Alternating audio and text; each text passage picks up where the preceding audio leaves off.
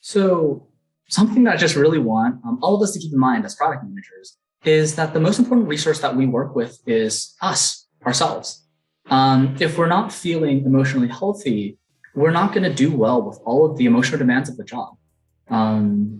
Just to be really transparent and honest, product management is hard. I realize that. Many times we have to juggle the expectations of all of these different stakeholders. Many times we're letting folks down because we're always looking to reach compromise. For us to be able to take care of ourselves and of our own needs, we first need to identify what those needs are. We first need to be aware of our own emotions.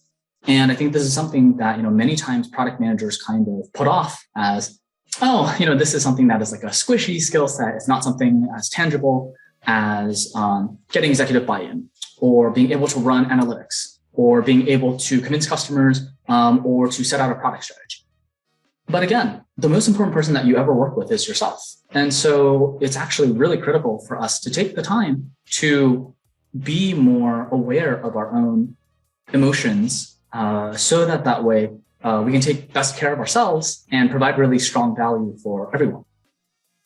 To do so, there are a couple of questions that we should be answering when we are looking at our own emotions. The first question to ask is, how am I feeling? You'd actually be surprised. Many times something that we feel is not actually what it seems like on the surface. What I mean by that is, you might feel something like anger first when you get some sort of constructive criticism. But if you dig deeper into that initial reaction of anger, you might find sadness, you might find frustration, you might find surprise, you might find resentment, you might find self-disappointment, right? You might find all of these different emotions.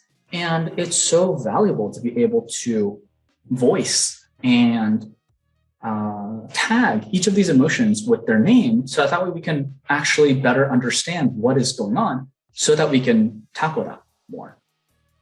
And then once we're able to give voice to what is that emotion that we're feeling, we can then ask ourselves, well, why do I feel this way?